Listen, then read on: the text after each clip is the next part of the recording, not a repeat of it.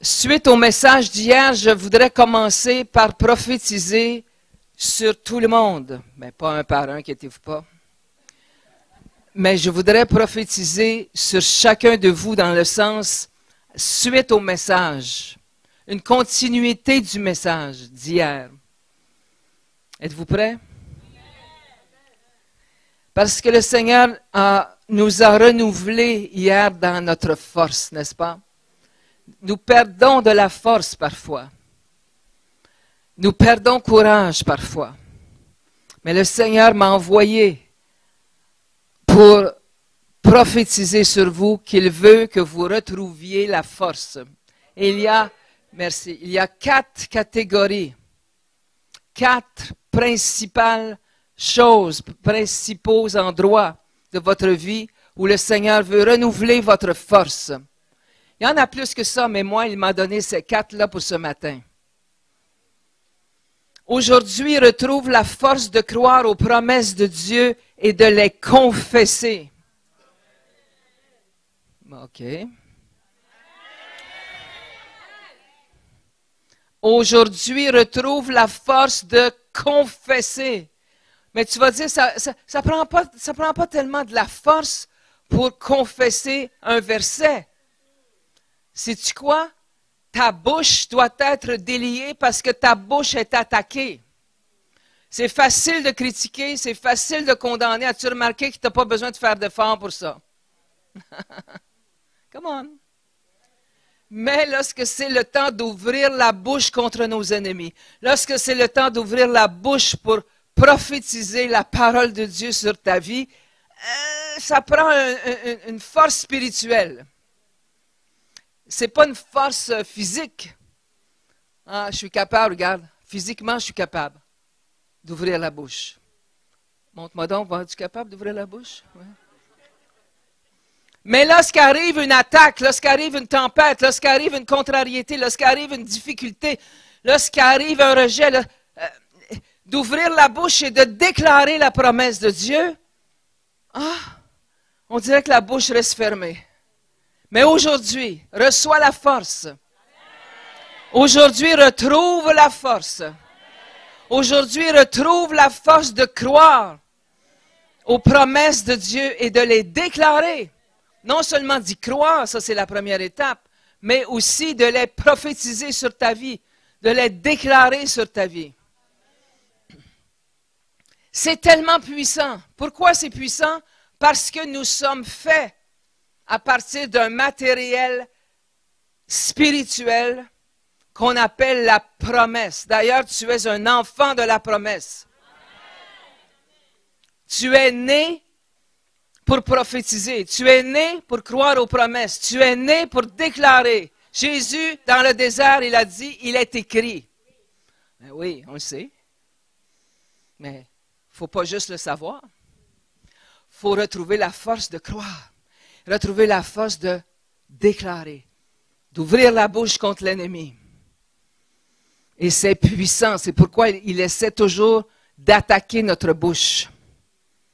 Il essaie toujours d'attaquer notre langue, d'attaquer nos mâchoires, d'attaquer notre visage, d'attaquer notre voix. Retrouve ta voix, héroïne de Dieu.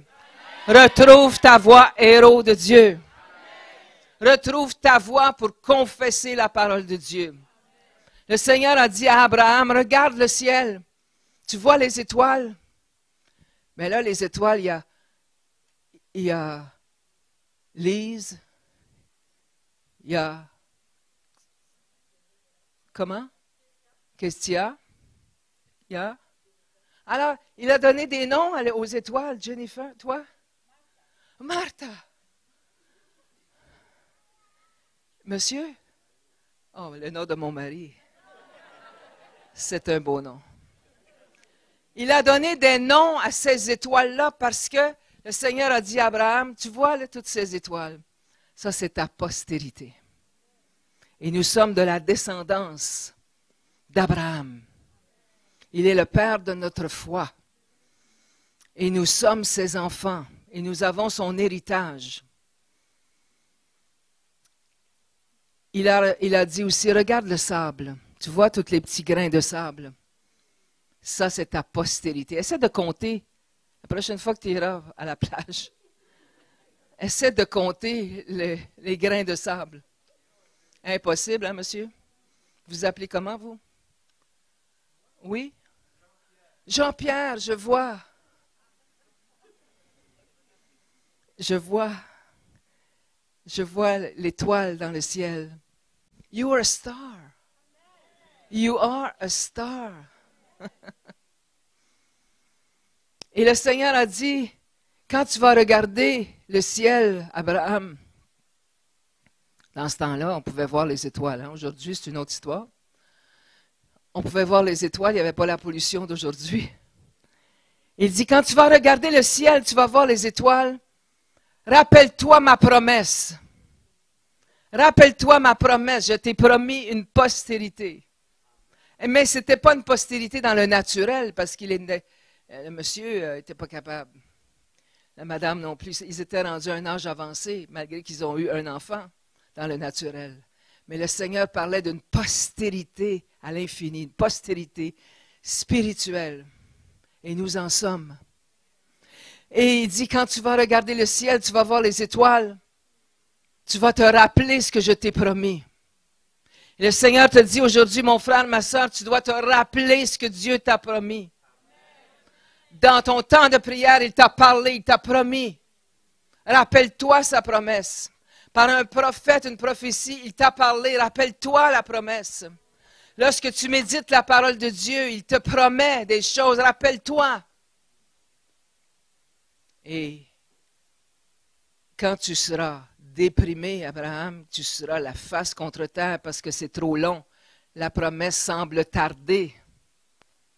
Tu vas regarder le sable et tout à coup, ton moral va revenir, ton courage va revenir. Pourquoi? Parce que je t'ai promis la postérité et le sable, je t'en ai parlé. Les étoiles, je t'en ai parlé. Alors que tu sois glorieux ou que tu sois déprimé. Le Seigneur veut que tu te rappelles de ses promesses. Aujourd'hui, retrouve la force de croire aux promesses de Dieu. Trouve-en, moi je te dirais là, d'une façon concrète, parce que j'aime bien laisser des pépites d'or concrètes. Essaie d'en trouver 5, 6 promesses qui te sont chères. Et toute la semaine, prophétise-les. Parce que sinon, ça reste juste un beau message, une belle idée. Mais je veux que ce soit concret pour toi. Dis, je retrouve la force de croire aux promesses de Dieu. Je retrouve la force de les confesser. Encore et encore, jusqu'à leur accomplissement. Parfois, on arrête juste avant la percée. Et le diable sait, il voit dans le spirituel. Il sait qu'il y a une percée qui arrive. Et parce qu'il y a une percée qui arrive, qu'est-ce qu'il fait? Il te met des doutes. Il te met des soupçons envers Dieu. Il te fait douter des promesses de Dieu. Il te fait arrêter de confesser. Et pour que les prophéties s'accomplissent, il nous faut persévérer dans la confession de la foi. Chaque fois qu'il y a le mot persévérer dans la Bible, ça veut dire c'est long. C'est trop long. Mais encore un peu, encore un pas, encore une parole à prophétiser, encore une prière à faire. Amen. Deuxièmement, je prophétise sur vous aujourd'hui de retrouver la force de prier. Je vois qu'il y a plusieurs sessions de prière qui ont été annoncées aujourd'hui. C'est bien. C'est une église de prière. Mais il te manque une sorte de prière, j'ose dire ça. Il te manque une sorte de prière. C'est la prière d'intimité personnelle avec Dieu lorsque tu entres dans ton lieu secret et que tu fermes la porte. Et moi dans ma version, c'est écrit, entre dans ta chambre et ferme ton cellulaire. C'est écrit ça dans ma Bible à moi. Je ne sais pas pour vous, votre Bible, mais moi, j'ai une traduction récente. Parce que nous sommes tous un peu accros, n'est-ce pas? Et si j'entre dans ma chambre avec mon cellulaire, je suis faite. Mais je le laisse pas trop loin.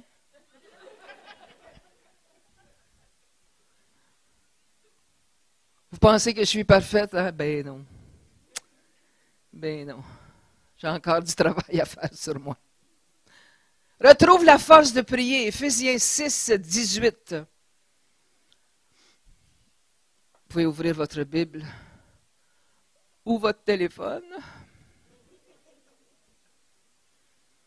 Faites en tout temps par l'Esprit toutes sortes de prières et de supplications. Veillez à cela avec une entière persévérance et priez pour Colette, priez pour tous les saints.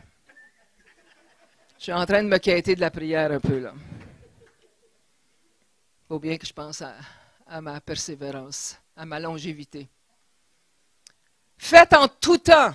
Faites en tout temps. Est-ce que vous êtes comme moi qu'il y a des périodes où il me semble que j'ai besoin de prier aux 10 minutes, aux 15 minutes, tellement je suis sous les boulets de l'ennemi, des attaques et tout.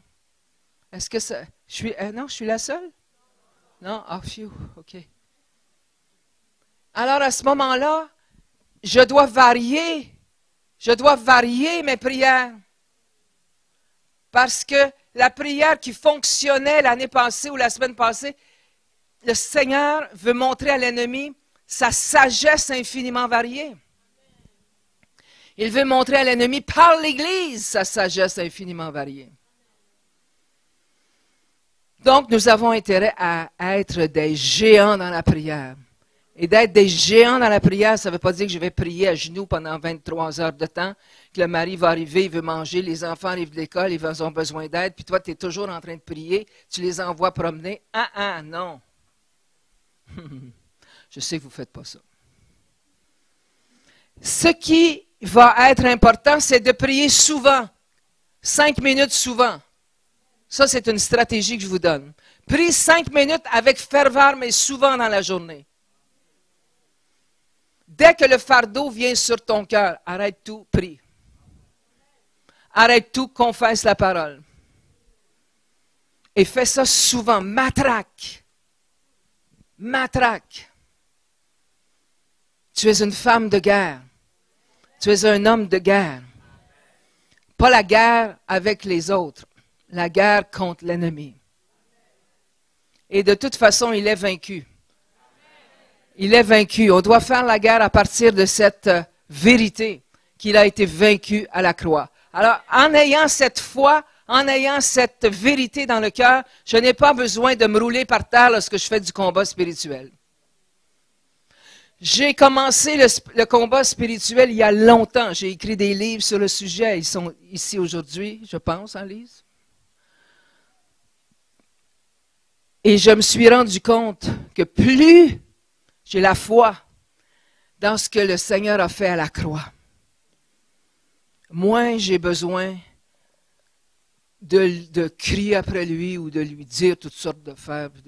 J'ai juste à ouvrir la bouche, confesser la parole de Dieu et lui rappeler sa défaite. Je suis un exécuteur du jugement qui a été prononcé contre lui à la croix du Calvaire. Je n'ai qu'à exécuter ce jugement-là. Retrouve la force de varier ta prière. Retrouve la force d'étudier des nouvelles sortes de prières. Parce que qu'est-ce qui fait une vie de prière riche? C'est une vie de prière variée. Une vie de prière variée. Faites en tout temps. Faites en tout temps par l'Esprit. Par l'Esprit. Demande au Saint-Esprit, avant de t'installer, j'espère que tu t'installes pour prier. Comme je vous ai dit, je vous ai lancé un défi hier. Amen. Qui se souvient du défi? 2, 3, 4 personnes, je vais leur dire, je pense. Je vous ai lancé un défi pour 30 jours. 30 minutes. Là, quand je parlais de 30 minutes, c'est seul dans ton lieu de prière. Nous avons besoin, nous, le corps de Christ, de se déposer. De se déposer. De prier, de connecter avec le Seigneur. Parce que je peux prier des heures de temps sans être connecté. C'est comme un rituel religieux. Ce qui fait la puissance, c'est la connexion. Si tu n'as pas de connexion, tu n'as pas de Wi-Fi. On dirait que je suis parti sur cet exemple-là.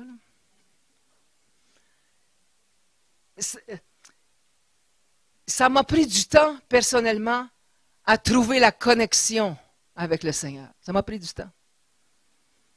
J'étais agité, j'essayais de prier, j'avais toutes sortes d'émotions qui avaient besoin d'être guéries.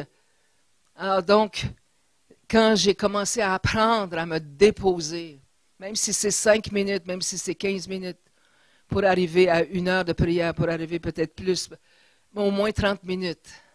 Quand tu commences ta journée avec ce 30 minutes où tu as été bien déposé, bien connecté, tu t'es déchargé sur lui, tu as été honnête avec lui, tu lui parles de tes doutes, de tes craintes, tu lui parles de ce que tu n'aimes pas,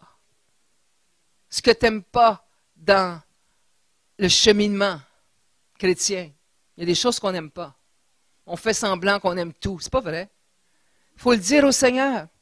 Il va nous remettre, il va nous recalibrer, il va nous enligner. Il va enlever les mauvaises émotions que nous portons jour après jour. Faites en tout temps par l'Esprit. Invite le Saint-Esprit parce qu'on ne sait pas toujours comment prier. Tu pries pour ton mari qui est agressif. J'espère que tu pries pour lui. Puis toi, tu pries pour qu'est-ce qui paraît. Mais le Seigneur connaît ce que tu ne connais pas. Il voit là où tu ne vois pas. Alors tu demandes l'aide du Saint-Esprit. Saint-Esprit, viens prier avec moi, viens prier par moi. Je veux te présenter le sujet en question. Je ne sais pas toujours comment prier. Je veux prier avec efficacité. Alors tu t'embarques dans ta prière comme ça, là. Tu lui demandes son aide. Mais on est des êtres routiniers. Donc, on est habitué d'entrer dans la prière d'une certaine façon. Peut-être que toi, tu entres dans la prière tout de suite en demandant tout de suite des choses. Parce que c'est urgent sur ton cœur. Peut-être tu commences toujours ta prière avec des syllabes qu'on appelle le don des langues. Mais c'est correct si c'est ça que le Saint-Esprit t'inspire. Reviens à la base. Demande au Saint-Esprit de t'indiquer comment prier. Faites en tout temps par l'Esprit toutes sortes de prières. Toutes sortes. Il faut connaître beaucoup de sortes parce que nous sommes éprouvés de différentes façons. N'est-ce pas? Et si je veux surmonter toutes les épreuves, je devrais être une championne, une experte dans la prière. Quand j'ai connu le Seigneur, je ne savais pas comment prier. Quand j'ai connu le Seigneur dans nos églises, on nous disait qu'il fallait toujours prier au moins 1 heure. Oh my God! Après 5 minutes, je n'étais plus capable. Imaginez, je me sentais condamné tout le temps, je me sentais coupable tout le temps, et la culpabilité à ne pas prier 1 heure me dévorait. Et c'était comme ça pour tous mes frères et mes sœurs chrétiennes. Jusqu'au jour où le Seigneur m'a parlé personnellement, m'a donné la révélation que prier 5 minutes, mais avec ferveur, c'était bien aussi. Et ça m'a fait augmenter à 10, 15 et plus, parce que la culpabilité était partie, parce que la pression que je subissais était partie. Retrouve aujourd'hui la force de prier.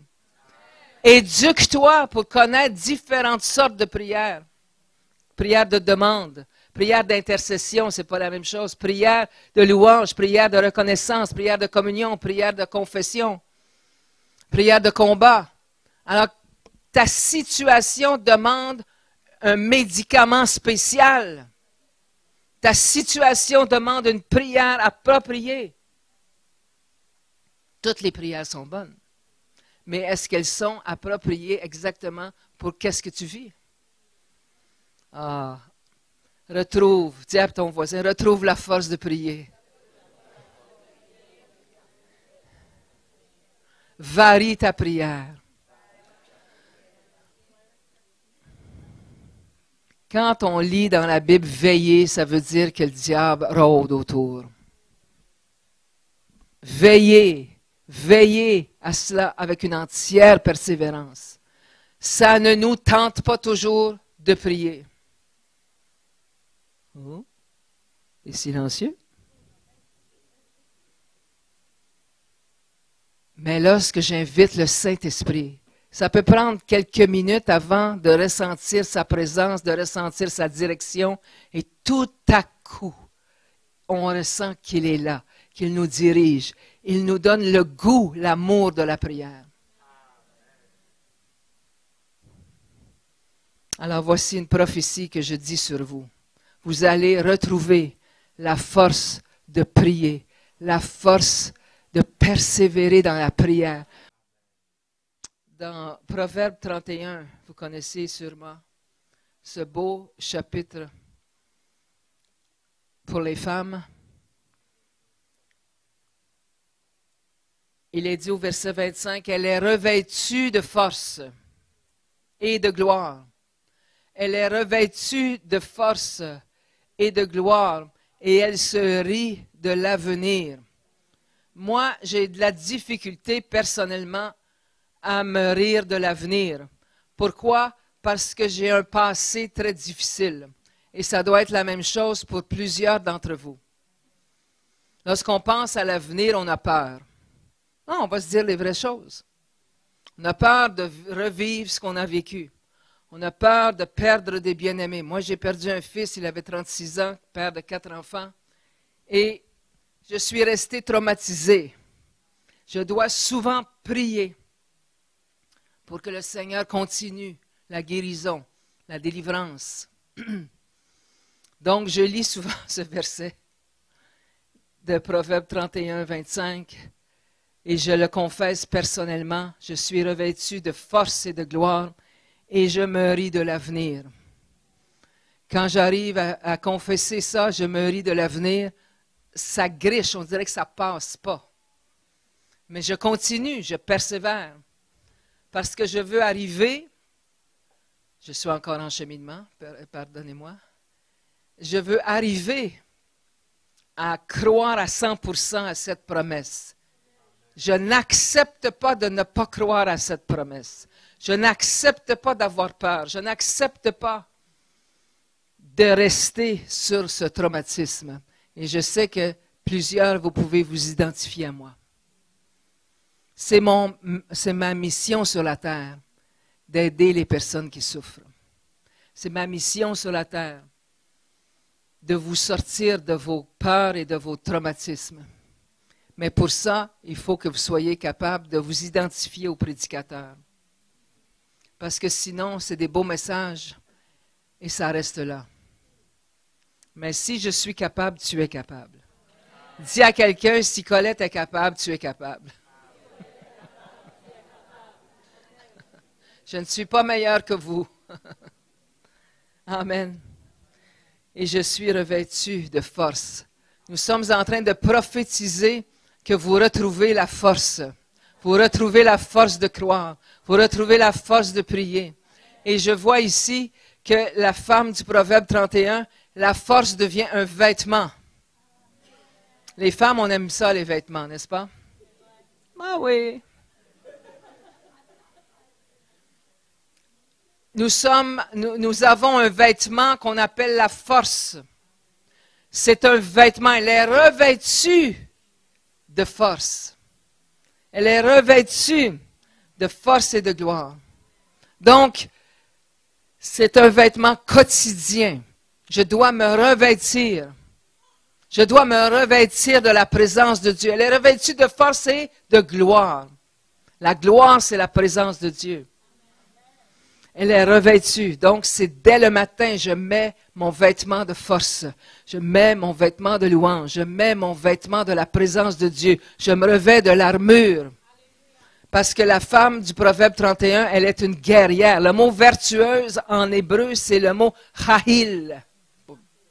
Mais la prononciation peut-être pas parfaite. Chahil. Et ça veut dire armée.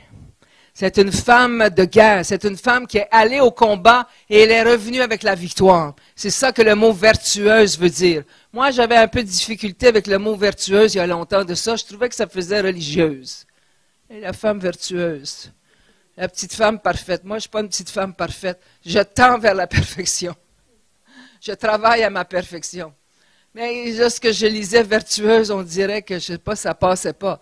Lorsque j'ai connu la vraie signification, moi qui avais un ministère qu'on appelait vaillant guerrier, je vous ai parlé de ça hier, ça me témoignait que la femme du Proverbe 31, elle est la femme armée. Armée. Arme-toi. Arme-toi, non pas dans le naturel. Tu n'as pas à lutter contre l'autre personne à côté de toi. Tu n'as pas à lutter contre ton patron. Tu n'as pas à lutter contre ton ami. Tu n'as pas à lutter contre ton mari. Tu n'as pas à lutter contre tes enfants. Tu as à lutter contre les démons qui les influencent. Alors fais ton combat au bon endroit. Si tu luttes dans la chair, tu auras des résultats dans la chair. Si tu luttes dans l'esprit, tu auras des résultats dans l'esprit qui vont te faire crier gloire au Seigneur. Amen. Alors remets ton vêtement de force et de gloire. Habille-toi. Elle est revêtue. Elle est revêtue. Dis, je suis revêtue de force et de gloire. Amen. La troisième prophétie que je veux dire devant cette assemblée ce matin, retrouve la force d'aimer. C'est pas tout le monde qui est facile à aimer, hein? T'oses pas dire amen, la personne est à côté peut-être?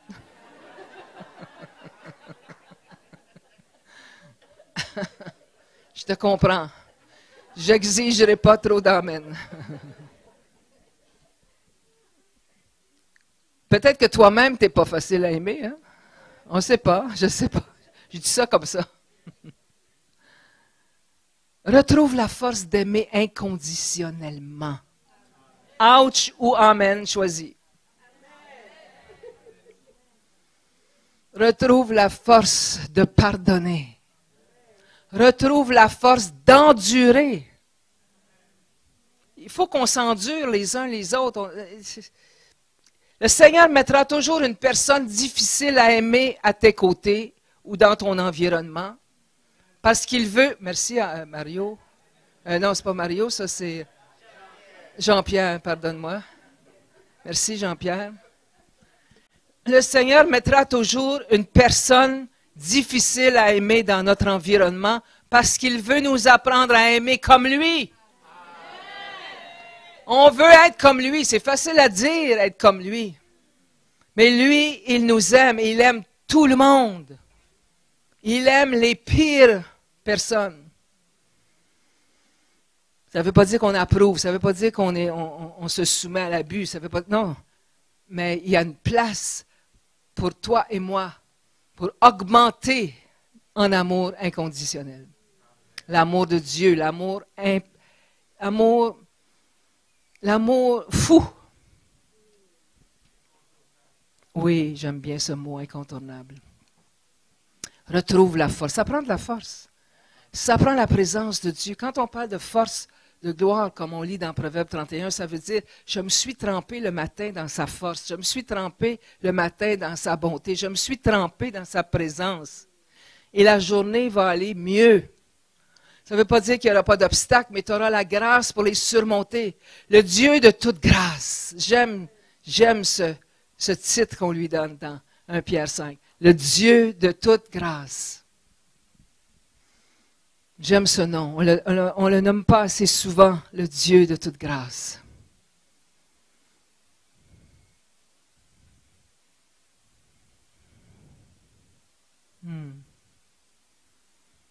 La force de pardonner. Souvent, on fait des pardons religieux.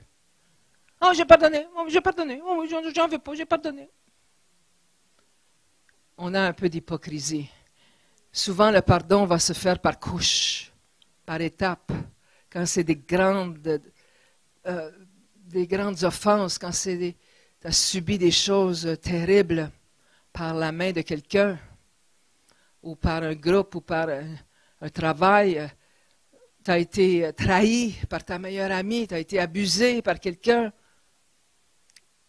Le pardon se fait par étapes. Ça peut prendre 70 fois, ça peut prendre plusieurs fois. Tu le dis par la foi, et quand tu le dis, un petit progrès, un petit progrès, un petit progrès, jusqu'à ce que le pardon soit complet. Mais parce qu'on veut être des bonnes personnes, on dit qu'on a pardonné. Mais c'est un pardon superficiel. Et c'est pour ça que parfois le Seigneur remet dans ta mémoire des événements qui sont arrivés il y a 20 ans. Et tu dis, mais j'ai déjà dealé avec ça, j'ai déjà pardonné. Oui, mais vu que tu es rendu maintenant une personne plus profonde dans le Seigneur, moins superficielle, plus profonde, eh bien, il va amener un pardon plus profond aussi. Donc, ne sois pas surpris si tu revisites certaines circonstances, non pas pour retourner en arrière, mais pour aller de l'avant encore mieux.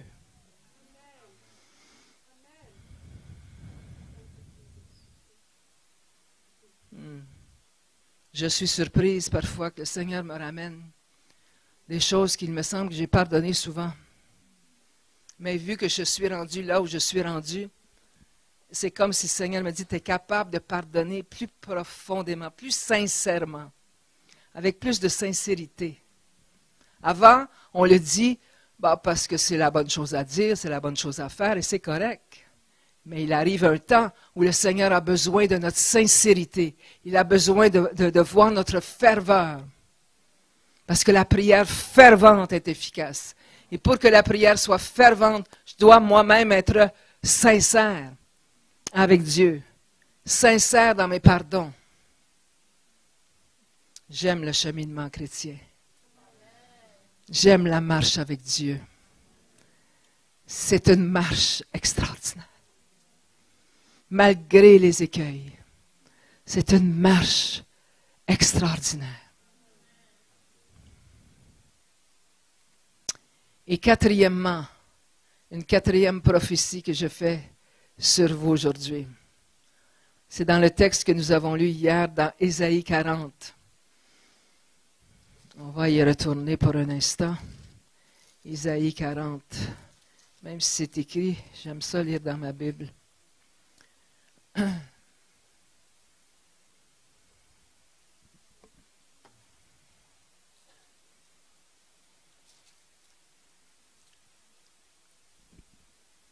Ceux qui se confient, verset 31, ceux qui se confient en l'Éternel renouvellent leur force. Pour te confier en l'Éternel, ça te prend un temps d'intimité. Tu dis, on ne s'en sort pas. Ça te prend un petit temps d'intimité. Où est-ce que tu lui parles? Tu t'assois à côté, sur le bord de ton lit, dans ton bureau, dans le métro. Il n'y a pas de métro ici, je pense, à Sherbrooke. Dans l'autobus. En tout cas, tu choisis un petit coin. Ceux qui se confient en l'Éternel renouvellent leur force. La force d'aimer, la force de croire, la force de prier, la force de vivre même. Pour certains, ça va jusqu'à la force de vivre. Tu dis, il y a quelqu'un qui a dit ça ici aujourd'hui. J'ai plus la force, moi. Seigneur, je te donne une dernière chance. Il y a quelqu'un qui a dit ça. Seigneur, je te donne une dernière chance.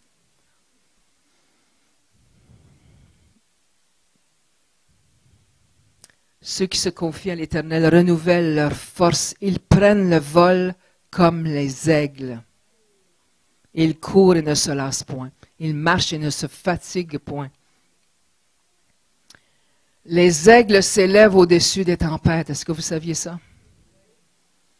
Et le Seigneur aujourd'hui te dit, qu'il te donne la force, reçois-la, il te donne la force de voler, de prendre un envol nouveau et de t'élever au-dessus des épreuves et de t'élever au-dessus des circonstances. Parce que jusqu'à présent, tu as été presque toujours envahi, englouti par les circonstances. Et à partir d'aujourd'hui, tu vas t'élever au-dessus des circonstances. À partir d'aujourd'hui, tu vas prendre un vol, pas un vol d'avion, mais un vol comme l'aigle, un vol spirituel. Tu vas t'élever, non pas que tu vas renier les circonstances, mais tu vas avoir une capacité. Reçois cette capacité aujourd'hui. Reçois cette capacité de t'élever. De t'élever. Ça veut dire que tu vas regarder la circonstance de haut. Quand on est dans un avion et on regarde en bas, on voit les autos toutes petites, on voit les maisons toutes petites. Et c'est la même chose lorsque je prends mon envol. Quand je suis assis, je prends ma position à la droite du Père en Christ.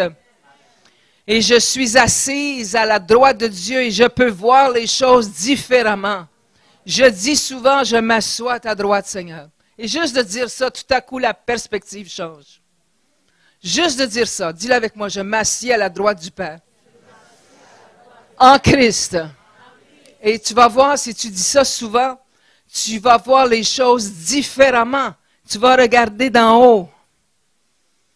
Au lieu de regarder que ça tombe sur la tête. Oh, c'est sûr qu'au début, on est humain. Quand la catastrophe nous tombe sur la tête, on pensera peut-être pas toujours à prendre notre position en Christ, mais aujourd'hui, je prophétise que tu vas y penser. Tu vas y penser. Parce qu'on est humain, mais on est divin aussi.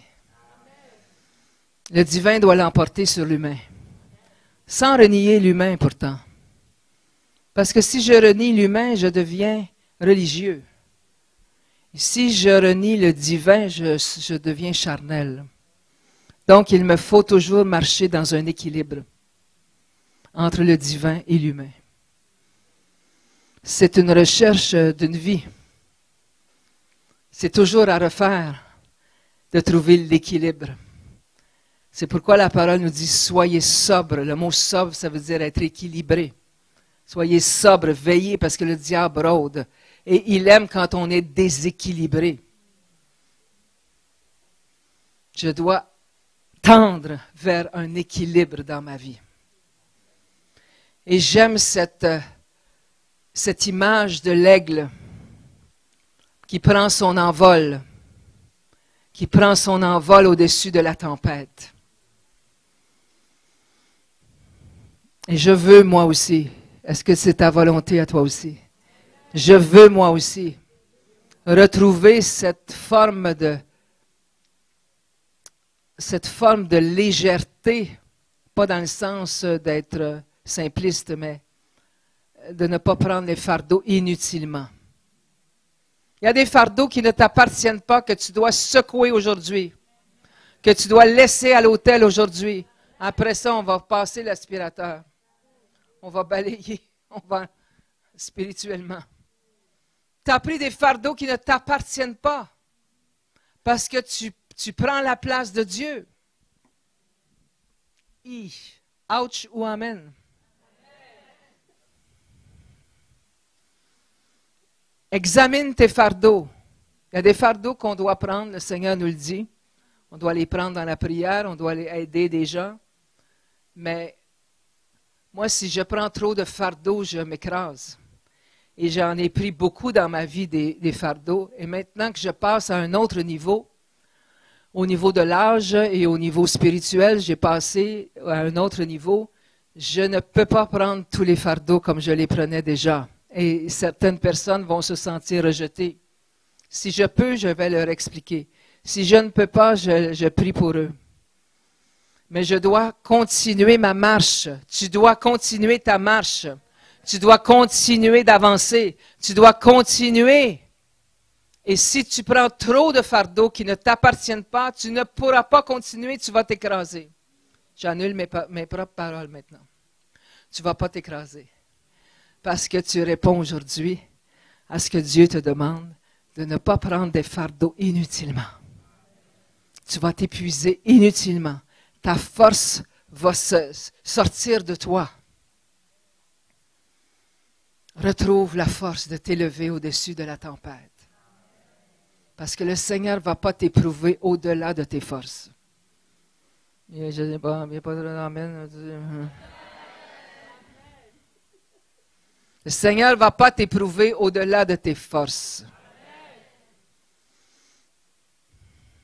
Alors, si tu as des grandes épreuves, c'est que le Seigneur t'a donné une grande force. Crois-y.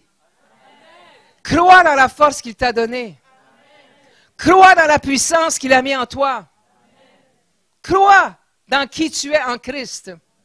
On a vu hier que le beau Gédéon, là, il ne croyait pas tellement dans ce que Dieu lui disait. Va avec la force que tu as, vaillant héros. Crois aujourd'hui que tu es une femme vertueuse, une vaillante guerrière.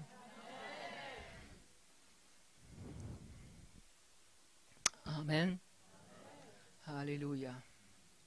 J'ai combien de temps, pasteur? 5 minutes? 5, 10? 1 Thessaloniciens 5, 23.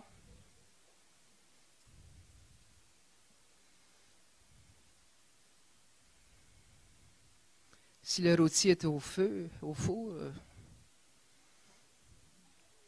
on ne peut pas le brûler. J'aime prêcher ici. Il y a une liberté. Il y a une liberté. Il y a quelque chose qui a été sarclé. La terre est bien sarclée. On ressent ça quand on prêche en quelque part. Quand la terre est inculte ou quand la terre est bien sarclée, ça nous facilite la tâche. Merci beaucoup. Merci au pasteur et son équipe et son épouse. Merci à ceux qui prient. Donc, s'il vous plaît, ajoutez-moi à votre liste de prières.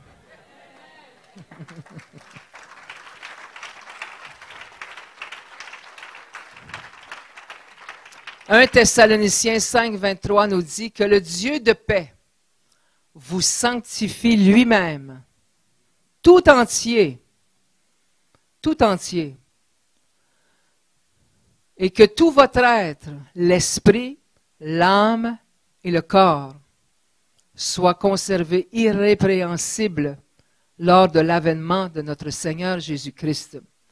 Le Seigneur veut renouveler tes forces dans tout ton être au complet. Et il le fait maintenant. Il met un dépôt maintenant. C'est commencé ce week-end.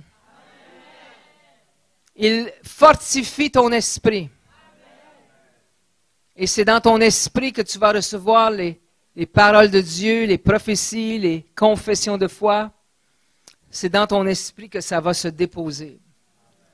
Il veut aussi fortifier ton âme. Ton âme, c'est ta personnalité. L'esprit et l'âme, ce n'est pas la même chose. L'âme, ce sont tes émotions. Ce sont tes pensées. Et c'est là où les attaques viennent le plus, dans notre âme, contre notre âme. Et le Seigneur est en train aujourd'hui de mettre un dépôt, reçois, un dépôt de renouvellement de tes forces au niveau des émotions. Il ne faut pas mépriser les émotions, il faut les reconnaître, il faut les vivre, mais il ne faut pas les suivre. Il y a une différence entre les vivre et les suivre. Alors oui, je peux dire, j'ai de la peur. Je n'appellerai pas 12 personnes pour leur dire. Je vais en parler avec le Seigneur. Et peut-être une personne de confiance. Peut-être. Et je vais me décharger sur lui. Donc le Seigneur veut sanctifier, purifier nos émotions et nos pensées. Il y a des milliers de pensées qui nous assaillent chaque jour. Chaque jour. Et je dois en attraper quelques-unes au vol. Les pires, les plus difficiles à gérer. Parce que si je pense trop et que cette pensée est à l'encontre de ce que Dieu dit, de ce que Dieu veut, si je pense trop dans le mauvais chemin, je vais finir par agir dans le mauvais chemin. Et c'est comme ça qu'on a des dépressions, c'est comme ça qu'on a des idées noires.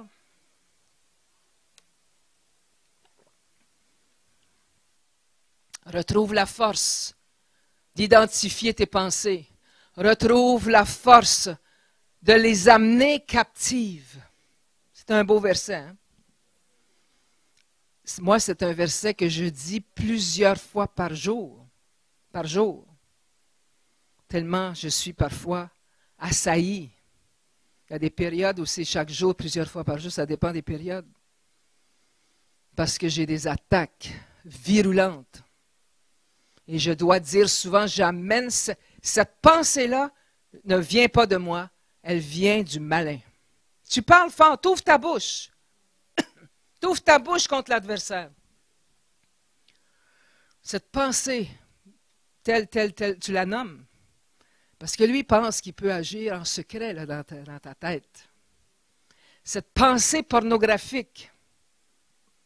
Oh, silencieux. Je la refuse. Travaille sur tes pensées. Je la refuse au nom de Jésus. Je la chasse de ma tête. J'amène cette pensée captive à l'obéissance de Christ. Oui, mais ça revient 2 minutes après, ça revient. Fais-le encore. Oui, mais 5 minutes après, fais-le encore. Oui, mais une demi-heure, ça fait-le encore. Martèle, martèle. La parole est un marteau. Martèle, martèle. Jusqu'à ce que tout d'un coup, une journée, wow, je suis libre. Je suis libéré. Je n'ai plus ce genre de pensée.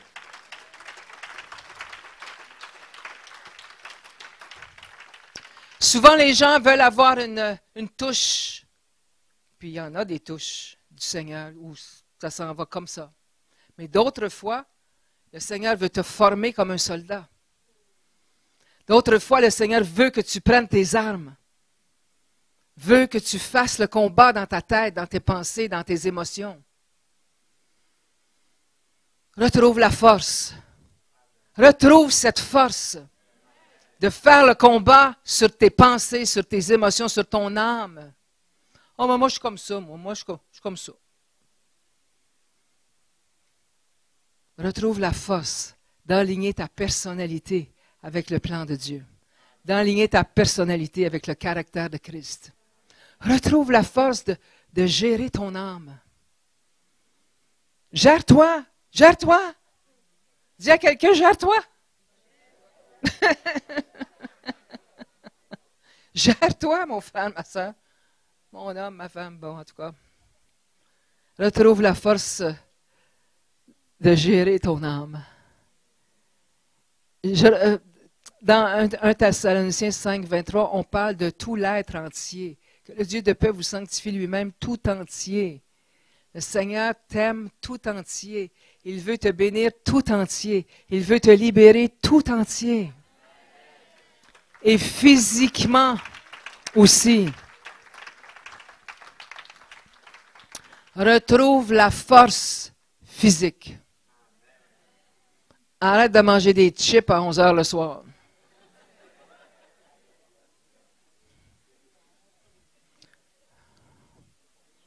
On s'attend parfois à des grandes prophéties. Je prophétise pour quelqu'un, là. Ça peut être des chips, ça peut être d'autres choses. On a des efforts à faire pour retrouver la force physique.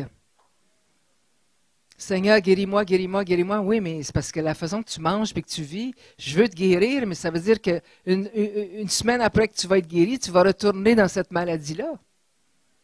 Retrouve la force de prendre soin de ta santé. C'est pas trop mon rôle de parler de ces choses-là. Il y en a qui ont ce rôle-là. Moi, c'est plus spirituel, émotionnel, mais quand même, suite au verset d'un Thessaloniciens 5, 23, je me dois d'adresser les trois parties de notre être. Nous sommes créés comme la Trinité, Esprit, âme et corps, Père, Fils et Saint-Esprit. Nous sommes la maison de Dieu. Je suis son adresse. Alléluia. Alors je sanctifie. Dis avec moi, je sanctifie mon être tout entier. Et je retrouve la force de sanctifier mon esprit. Je retrouve la force de sanctifier mon âme. Je retrouve la force de sanctifier mon corps. Amen. Amen. Amen. Amen. Amen.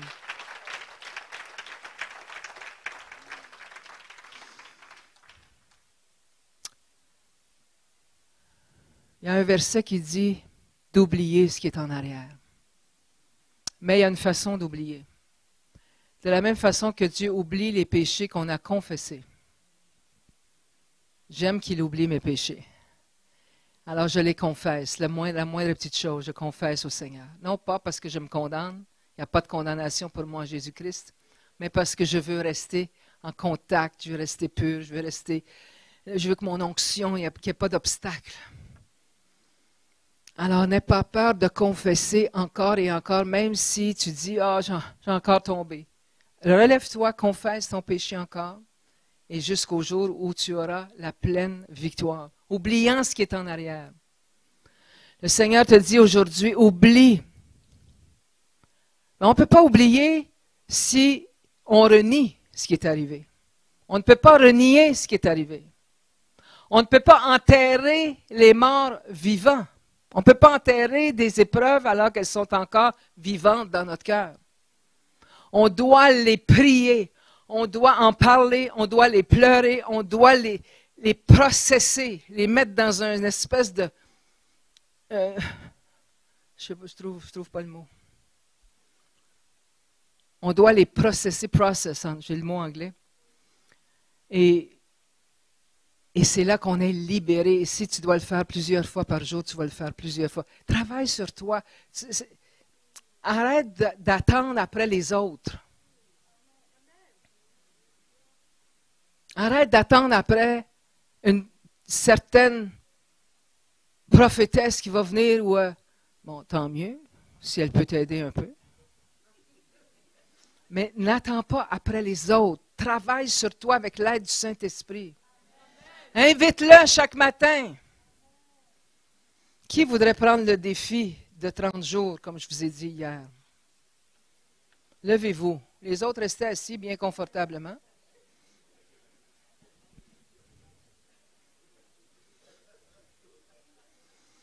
Qui voudrait s'engager? Puis là, tu ne sonneras pas ta trompette. Tu peux venir aux prières de l'Église aussi, là. L'un ne va pas sans l'autre. Puis même si tu crois, quand tu vas avoir ton temps de prière, écoute-moi là. Quand tu auras ton temps de prière le matin, lorsque tu viendras à l'Église ou en Zoom pour prier, le pasteur va dire, mon Dieu, il y avait une onction. Il y avait une onction. Parce que toutes tes autres prières dépendent de la prière du matin.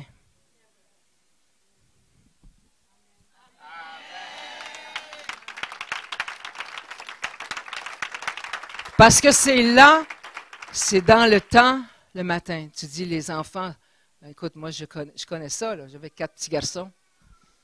Ça bougeait le matin, puis j'enseignais à l'école. Il fallait que je me prépare, tout ça. Donc, je sais ce que c'est qu'un temps agité. Mais j'avais trouvé un truc. Au lieu d'aller critiquer le directeur avec les professeurs dans la salle à dîner, au lieu d'aller critiquer le gouvernement, qu'est-ce qu'il ne faisait pas en éducation, j'allais dans ma voiture prier pendant l'heure du lunch. Ah, ouais. Tu vas trouver un temps. Le Seigneur te voit, tu es debout là. Si tu ne peux pas à 8 heures le matin, à 5 heures du matin, à 4 heures du matin, peut-être tu peux sur l'heure du lunch. Tu vas trouver un temps pour lire. Tu médites la parole de Dieu. Tu trouves tes propres versets que tu as besoin de toi pour ta vie, pour ta situation présentement. Il y a des versets qui t'attendent. La parole est vivante. Il y a des versets qui t'attendent. Il y a des versets qui sont pour ta saison à toi. Que tu as lu l'année passée, que tu as lu plusieurs fois, que tu as trouvé ça bon, mais sans plus. Mais là, tout d'un coup, parce que tu vis telle chose, le verset est là pour toi, pour ta saison. Il t'attend. Et lorsque tu vas le recevoir, ça va te frapper, ça va te toucher, eh bien, tu le prends et c'est ton lunch pour la journée. De la même façon que tu te prépares un sandwich puis tu t'apportes ton lunch pour aller travailler. Ça, ce verset le matin, c'est ton lunch spirituel pour la journée. Tu l'écris. Tu y penses. Tu le mets dans tes pensées, alors ça purifie tes pensées. Tu le mets dans ta bouche, alors c'est puissant dans ta bouche.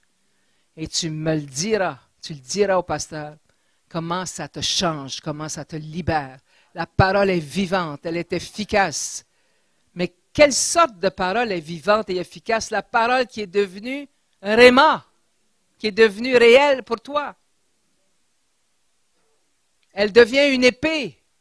Et quand tu tranches en pièces les démons, ton épée, elle est aiguisée parce que tu l'as reçue par révélation.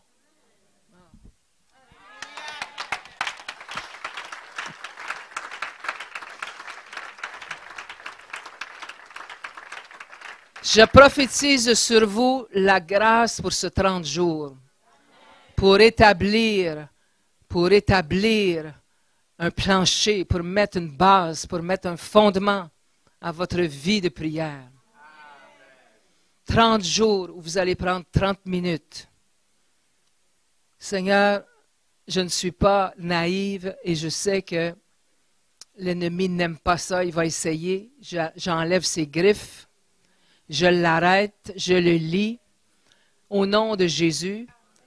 L'esprit de prayerlessness, j'ai jamais trouvé le mot français pour ça, l'esprit qui empêche de prier est lié. Est lié au nom de Jésus, lié dans cette église. On ne fera plus des prières pour plaire aux autres, on ne fera plus des prières d'une façon religieuse, mais vous allez faire des prières cœur à cœur. Dis avec moi à partir de ce jour, je ferai des prières cœur à cœur. Je retrouve la force de prier. Seigneur, plusieurs ont été déçus, leurs prières n'ont pas été exaucées. Peut-être parce qu'ils ne savaient pas comment prier, peut-être parce que ce n'était pas ta volonté d'exaucer cette prière, peut-être que ce n'était pas le timing, peut-être. Chose certaine, tu leur redonnes aujourd'hui la force de croire dans tes promesses. Seigneur, je les revais, comme le Proverbe 31, je les revais par la foi, d'un vêtement de force. Comme elle, la femme vertueuse, la femme de guerre, elle était revêtue de force et de gloire. Je les revais par ma prophétie. Je les revais par ma proclamation. Je les revais de force et de gloire. Dis avec moi, je mets mon vêtement de force. Je me revais de ce vêtement de force et de gloire. Et tous les jours, pendant ce 30 jours, je me revêtirai du manteau de force, du manteau de ta gloire.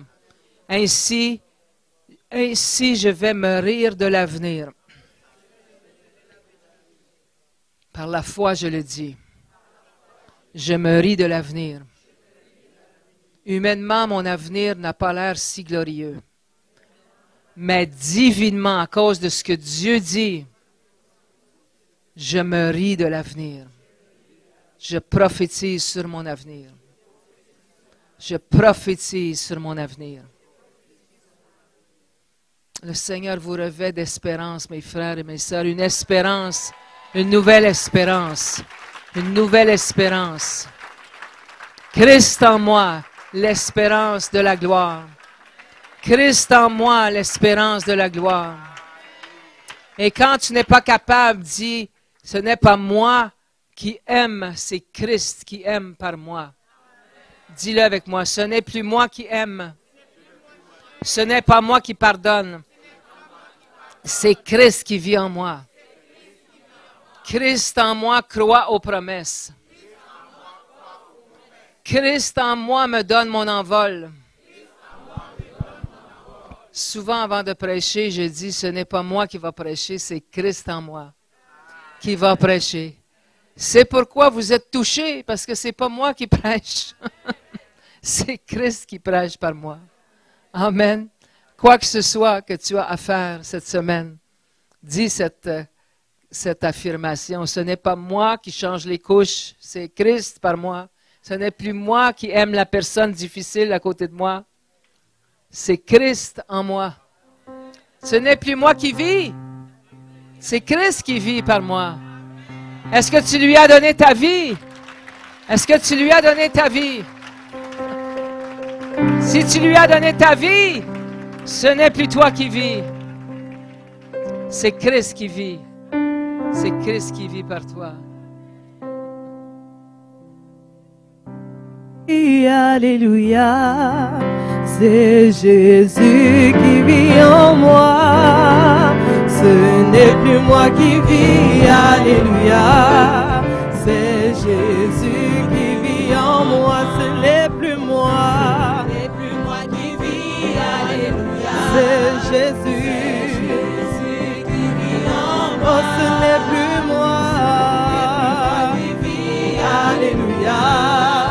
C'est Jésus qui vit en moi, en moi, en moi, en moi, c'est Jésus qui vit en moi, ce n'est plus moi qui vis, alléluia, c'est Jésus qui vit en moi, en moi, en moi, en moi, c'est Jésus qui vit en moi. Ce n'est plus moi qui vis, alléluia, c'est Jésus qui vit en moi. Je vous encourage à aller voir ma collègue et amie fidèle Lise. On a parlé hier du grand miracle qu'elle a vécu de retrouver son mari après 30 ans. Le premier mariage, ils ont été ensemble 21 ans. Ensuite, il l'a quitté. Mais elle ne s'est jamais découragée. Il est revenu après 30 ans.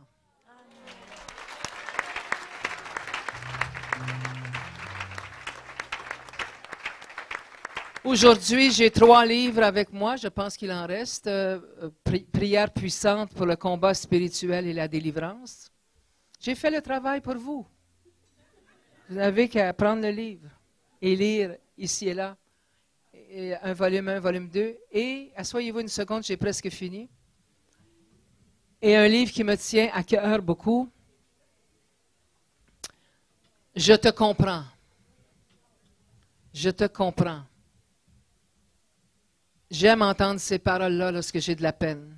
J'aime quand quelqu'un me dit « je te comprends ». Mais habituellement, ce n'est pas ça qu'on nous dit.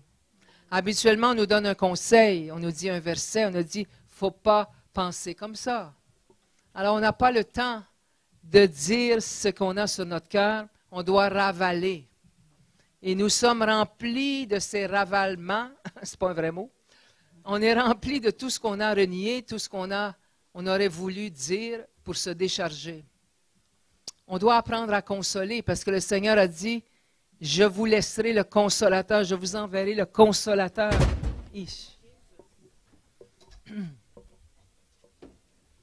Et dans ce livre, vous allez apprendre comment communiquer. L'enfant arrive de l'école, il pleure, il est agressif, et toi, tu vas gérer les symptômes, mais tu ne vas pas toucher pourquoi il est agressif. Tu ne vas pas le questionner et prendre le temps. Mais non, je t'avais dit aussi de ne pas jouer avec cet ami-là, c'est pas mon ami. J'étais comme ça, moi. Et quand j'ai perdu mon fils, Je n'ai pas trouvé dans le corps de Christ, je le dis malheureusement, je ne le dis pas pour juger ou condamner, je n'ai pas trouvé la consolation. Le Seigneur a mis sur mon chemin 2 personnes que j'avais amenées au Seigneur il y a bien longtemps avant. Et ces 2 personnes sont venues aux funérailles. Et elles m'ont tellement aidé par leur écoute, par leur sympathie.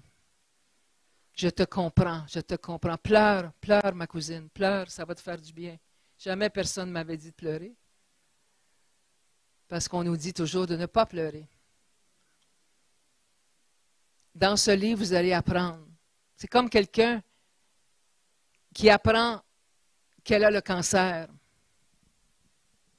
Ça arrive même dans le corps de Christ. Hein? C'est arrivé à mon mari, ça m'est arrivé 2 fois à moi. Et les gens, tout de suite, le verset, par les meurtrissures de Jésus, t'es guéri, par les meurtrissures. Et là, on n'a pas le temps de vivre l'émotion qui fait que, hey, le cancer, ça me fait peur, moi, là. Je dois le dire pour ensuite le renoncer, pour ensuite prendre la parole de Dieu. Et lorsque je vais prendre la parole de Dieu, ça va être avec sincérité, avec foi, parce que mon côté humain, je dois aussi en prendre soin. C'est un livre pour moi, ça se lit, c'est ce que les gens me disent, ça se lit très vite, très facilement, parce que ça va te rejoindre. Ça va te rejoindre. Et tu n'auras plus la même approche avec les gens qui souffrent. Une fois que j'ai vécu ce deuil, j'en revenais pas comment toutes les personnes qui venaient me voir et qui avaient vécu ce genre de deuil, qui avaient vécu et qui n'avaient jamais pu en parler, qui ont gardé ça à l'intérieur et ça pourrit, ça moisit et ça se...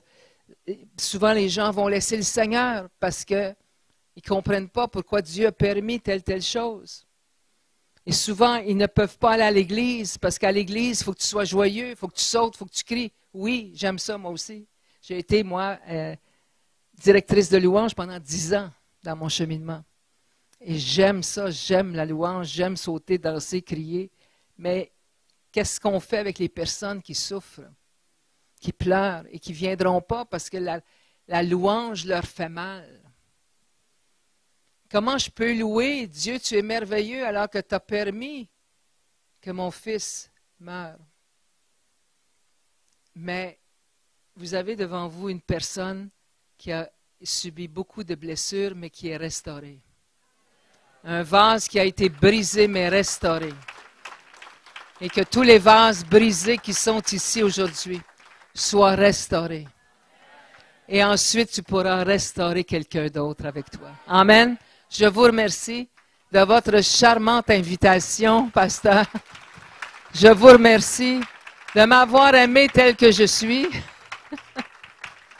Je sais que je ne suis pas typique, que je suis un peu atypique, et vous m'avez accueilli et vous m'avez aimé tel que je suis. Et ça, je l'apprécierai toute la vie. Je vous remercie infiniment. Allez voir Lise, prenez quelque chose, encouragez-nous, laissez un don peut-être, et que Dieu vous bénisse.